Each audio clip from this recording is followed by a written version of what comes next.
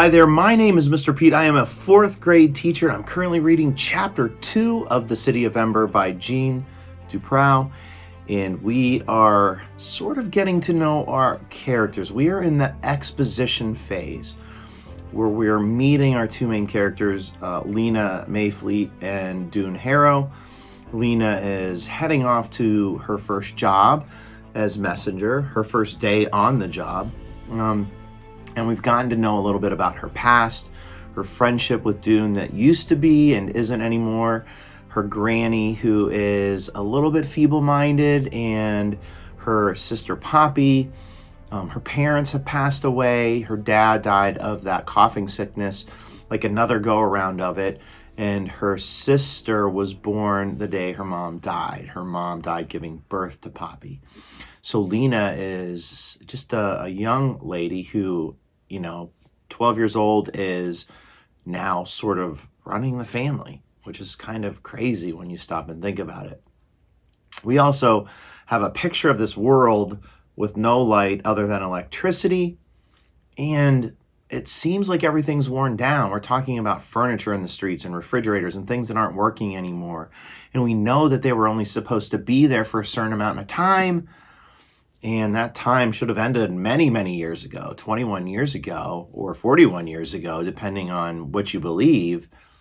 So let's find out what happens on her first day on the job. We still haven't seen the message to the mayor, so perhaps that's where we are going. Here we go. Part 2 of Chapter 2, The Message to the Mayor. Here we go. The messenger's headquarters was on Clothing Street, not far from the back of the gathering hall. When Lena arrived the next morning, she was greeted by Messenger Captain Alice Fleary, a bony woman with pale eyes and hair the color of dust. "Our new girls," said Captain Fleary to the other messengers, a cluster of 9 people who smiled and nodded at Lena. "I have your jacket right here," said the captain. She handed Lena a red jacket like the one all messengers wore. It was only a little too large. From the clock tower of the gathering hall came a deep, reverberating bong. 8 o'clock, cried Captain Fleary. She waved a long arm. "Take your stations." As the clock sounded 7 more times, the messengers scattered in all directions. The captain turned to Lena. "Your station," she said, "is Garden Square." Lena nodded and started off, but the captain caught her by the collar. "I haven't told you the rules," she said. She held a knobby finger. 1. When a customer gives you a message, repeat it back to make sure you have it right. 2. Always wear your red jacket so people can identify you. 3. Go as fast as possible. Your customers pay 20 cents for every message, no matter how far you have to take it. Lena nodded. "I always go fast," she said. 4, the captain went on. Deliver a message only to the person it's meant for, no one else. Lena nodded again. She bounced a little on her toes, eager to get going. Captain Fleary smiled. "Go," she said, and Lena was off. She felt strong and speedy and sure-footed. She glanced at her reflection as she ran past the window of a furniture repair shop. She liked the look of her long, dark hair flying out behind her, her long legs in their black socks, and her flapping red jacket. Her face, which had never seemed especially remarkable, looked almost beautiful because she looked so happy. As soon as she came into Garden Square, a voice cried, "Messenger!" Her first customer! It was old Natty Prine, calling to her from the bench where he always sat. "This goes to Ravenette Parsons, 18 Silverton Square," he said. "Bend down." She bent down so that her ear was close to his whiskery mouth. The old man said in a slow, hoarse voice, "My stove is broken. Don't come for dinner. Repeat." Lena repeated the message. "Good," said Natty Prine. He gave Lena 20 cents, and she ran across the city to Silverton Square. There she found Ravenette Parsons, also sitting on a bench. She recited the message to him. "Old turnip head," he growled. "Lazy old flea face. He just doesn't feel like cooking. No reply." Old turnip head, metaphor. Lazy old flea face, metaphor. So that's just a normal little message. It's almost like you're texting somebody. Lena ran back to Garden Square, passing a group of believers on the way. They were standing in a circle holding hands, singing one of their cheerful songs. It seemed to Lena there were more believers than ever these days. What they believed in, she didn't know, but it must make them happy. They were always smiling. Notice they put believers in capital letters. It does let you know that believers is a proper noun, a group of specific people.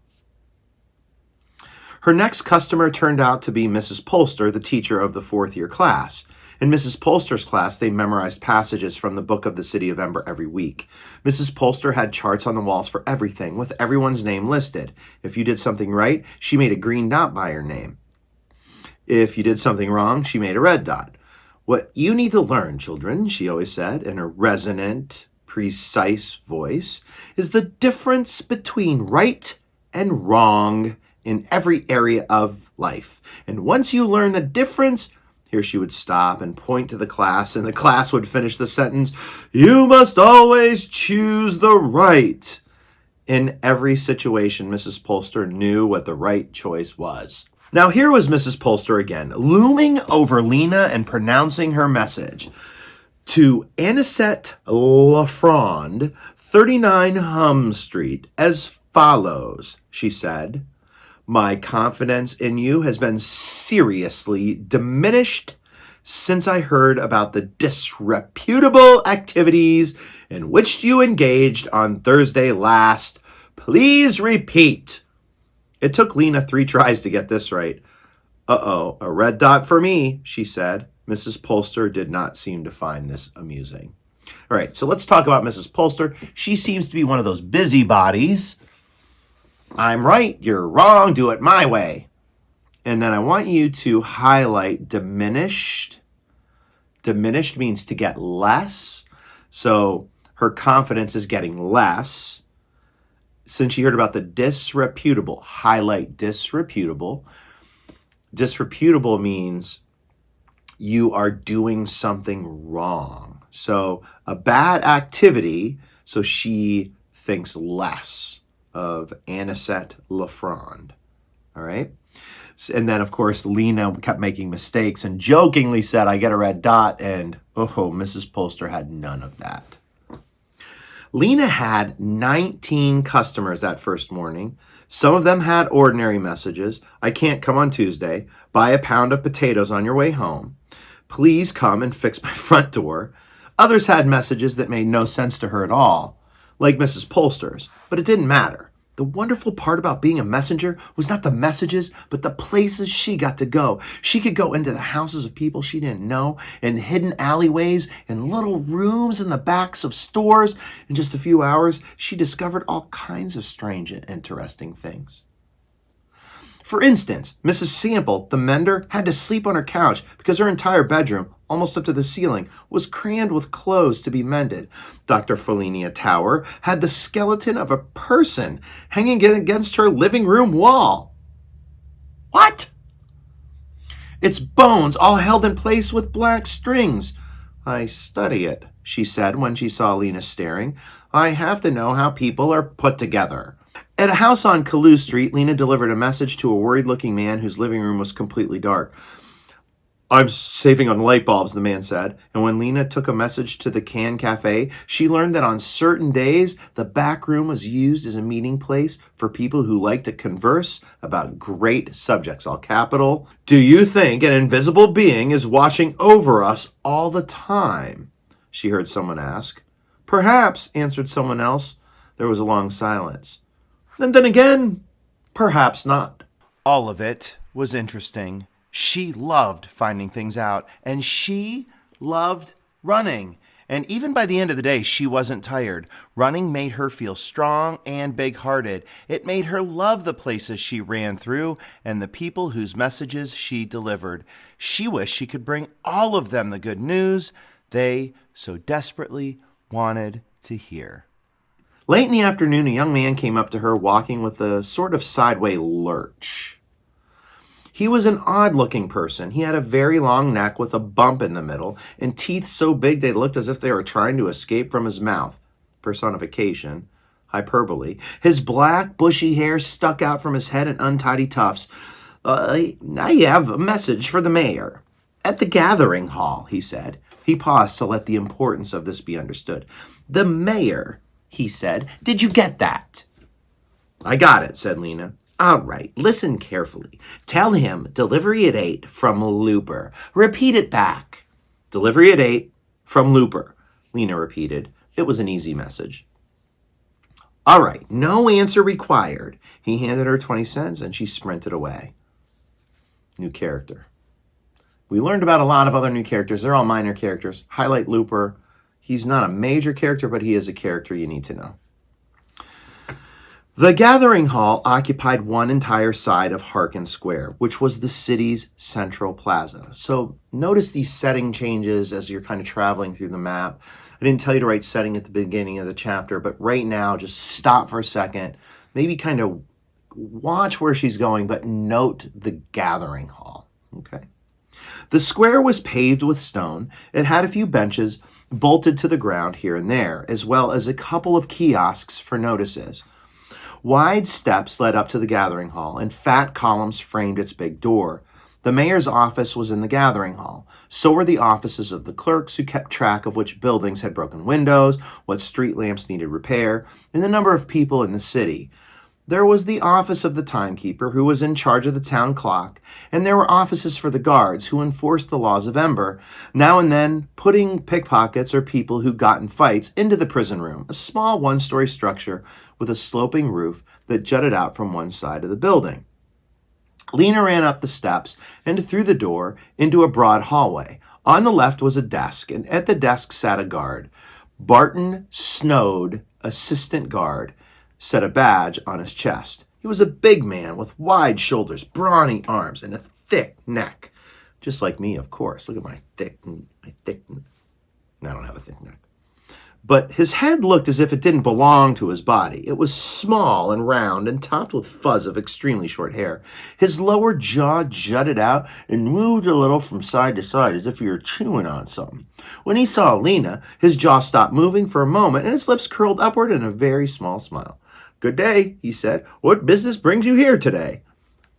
I have a message for the mayor. Very good, very good. Barton Snowd heaved himself to his feet. Step this way. He led Lena down the corridor and opened a door marked Reception Room. Highlight Barton Snowd, another main character.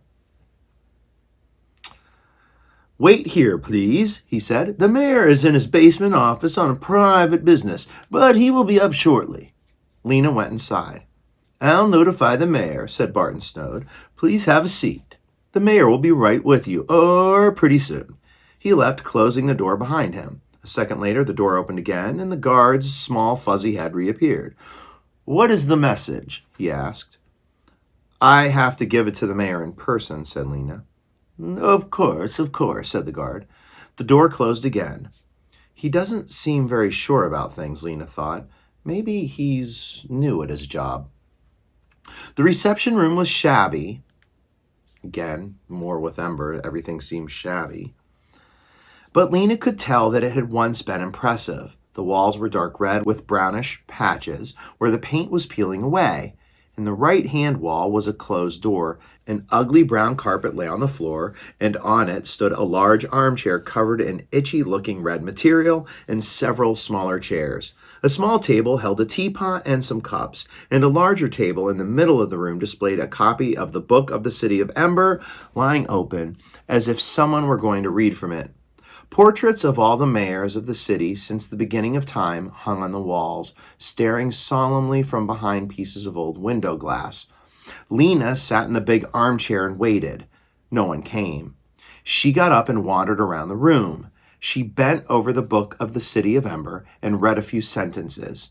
The citizens of Ember may not have luxuries, but the foresight of the builders who filled the storerooms at the beginning of time has ensured that they will always have enough, and enough is all that a person of wisdom needs. So there's a good piece of information to have, that Ember is just a basic town, a basic city, and the builders have filled the storerooms with what they needed for their 200 or 220 years, and that's all they need, so that you don't have to have too much. Obviously, they still have stuff after 241 years, so they must not really be using a lot of stuff. So think about what that life would be like if you're not eating a lot, not using a lot of stuff. A very focused life, full of not really like extra pleasures, like the pleasures like Lena has just in her job, as opposed to like playing a video game or having a phone. They don't even clearly have phones. She flipped a few pages. The gathering hall clock, she read, measures the hours of night and day. It must never be allowed to run down. Without it, how would we know when to go to work and when to go to school? How would the light director know when to turn the lights on and when to turn them off again? It is the job of the timekeeper to wind the clock every week and to place the date sign in Harkin Square every day. The timekeeper must perform these duties faithfully. In real life, we use the sun. It's that simple. We use the sun, we have calendars. So if it gets dark out for some reason and stays dark, that's when we have maybe that's the problem. But the timekeeper is super important because the timekeeper is what lets them know what day it's on. And if something were to happen and it went dark and that timekeeper didn't stay up to date, they wouldn't even know the time. Lena knew that not all timekeepers were as faithful as they should be. She'd heard of one some years ago who often forgot to change the date sign so that it might say Wednesday, week 38, year 227 for several days in a row. There had even been timekeepers who forgot to wind the clock so that it might stand at noon or at midnight for hours at a time, causing a very long day or a very long night. The result was that no one really knew anymore exactly what day of the week it was or exactly how many years it had been since the building of the city. They called this the year 241, but it might have been 245 or 239 or 250. As long as the clock's deep boom rang out every hour and the lights went on and off more or less regularly, it didn't seem to matter. Holy cannoli. So they had enough supplies for like 220 years. It might be 239, it might be 200, it might be 230, it might be 250, who knows? Lena left the book and examined the picture of the mayors. The seventh mayor, Pod Morthwart, was her she didn't know how many greats, grandfather. And I know we've heard about the seventh mayor somewhere before. Comment below. He looked quite dreary, Lena thought. His cheeks were long and hollow, his mouth turned down at the corners, and there was a lost look in his eyes. The picture she liked best was of the fourth mayor, Jane Larkett, who had a serene smile and fuzzy black hair. Highlight serene. Serene is calm. Still no one came. She heard no sounds from the hallway. Maybe they'd forgotten her. Lena went over to the closed door in the right-hand wall. She pulled it open and saw stairs going up. Maybe, while she waited, she'd just see where they went. She started upward. At the top of the first flight was a closed door. Carefully, she opened it. She saw another hallway and more closed doors. She shut the door and kept going. Her footsteps sounded loud on the wood, and she was afraid someone would hear her and come and scold her. No doubt she was not supposed to be here, but no one came, and she climbed on, passing another closed door. The gathering hall was the only building in Ember with 3 stories. She had always wanted to stand on its roof and look out at the city. Maybe from there it would be possible to see beyond the city into the unknown regions. If the bright city of her drawings really did exist, it would be out there, somewhere. At the top of the stairs, she came to a door marked roof, and she pushed it open. Chilly air brushed against her skin. She was outside. Ahead of her was a flat gravel surface, and about 10 paces away, she could see the high wall of the clock tower. She went to the edge of the roof. From there, she could see the whole of Ember. Directly below was Harkin Square, where people were moving this way and that, all of them appearing, from this top-down view, more round than tall. Beyond Harkin Square, the lighted windows of the buildings made checkered lines, yellow and black, row after row, in all directions. She tried to see farther across the unknown regions, but she couldn't. At the edges of the city, the lights were so far away that they made a kind of haze. She could see nothing beyond them but blackness. She heard a shout from the square below. "Look!" came a small but piercing voice. "Someone on the roof!" She saw a few people stop and look up. "Who is it? What's she doing up there?" someone cried. More people gathered until a crowd was standing on the steps of the gathering hall. They see me, Lena thought. Then it made her laugh. She'd waved at the crowd and did a few steps from the Bugfoot scurry dance, which she learned on Clothing Square Dance Day, and they laughed and shouted some more. Then the door behind her burst open, and a huge guard with a bushy black beard was suddenly running toward her. "Halt!" he shouted, though she wasn't going anywhere. He grabbed her by the arm. "What are you doing here?" "I was just curious," said Lena in her most innocent voice. "I wanted to see the city from the roof." She read the guard's name badge. It said, Reg Stabmark, Chief Guard. Oh, Reg Stabmark. That sounds like a pleasant person. And he's the chief guard, unlike Barton Snode, who was the assistant. "Curiosity leads to trouble," said Reg Stabmark. He peered down at the crowd. "You have caused a commotion." He pulled her toward the door and hustled her down all 3 flights of stairs. When they came out into the waiting room, Barton Snode was standing there looking flustered, his jaw twitching from side to side. Next to him was the mayor. "A child causing trouble, Mayor Cole," said the chief guard. The mayor glared at her. "I recall your face from assignment day. Shame, disgracing yourself in your new job." "I didn't mean to cause trouble," said Lena. "I was looking for you so I could deliver a message." "Shall we put her in the prison room for a day or two?" asked the chief guard. The mayor frowned. He pondered a moment. "What is the message?" he said. He bent down so that Lena could speak into his ear. She noticed that he smelled a little like overcooked turnips. "Delivery at 8, Lena whispered. "From Looper." The mayor smiled a tight little smile. He turned to the guard. "Just a child's antics," he said. "We will let it go this time. From now on," he said to Lena, "behave yourself." "Yes, Mr. Mayor," said Lena. "And you," said the mayor, turning to the assistant guard and shaking a thick finger at him, "watch visitors much more carefully." Barton Snode blinked and nodded. Lena ran for the door. Outside, the small crowd was still standing by the steps. A few of them cheered as Lena came out. Others frowned at her and muttered words like mischief and silliness and show off. Lena felt embarrassed suddenly. She hadn't meant to show off. She hurried past, out onto Otterwell Street, and started to run. She didn't see Dune, who was among those watching her. He had been on his way home from his first day in the pipeworks when he'd come across the cluster of people gazing up at the roof of the gathering hall and laughing. He was tired and chilly. The bottoms of his pant legs were wet, and mud clung to his shoes and smeared his hands. When he raised his eyes and saw the small figure next to the clock tower, he realized right away that it was Lena. He saw her raise her arm and wave and hop about, and for a second he wondered what it would be like to be up there, looking out over the whole city, laughing and waving. When Lena came down, he wanted to speak to her, but he knew he was filthy looking and that she would ask him questions he didn't want to answer. So he turned away. Walking fast, he headed for home. All right, so we have so many connections here to Holes, if you've been reading Holes with me. And obviously we have the mayor, similar to the warden in that the warden ran the show and the mayor runs the show there. We don't really know about the mayor here, though. The mayor sounds okay.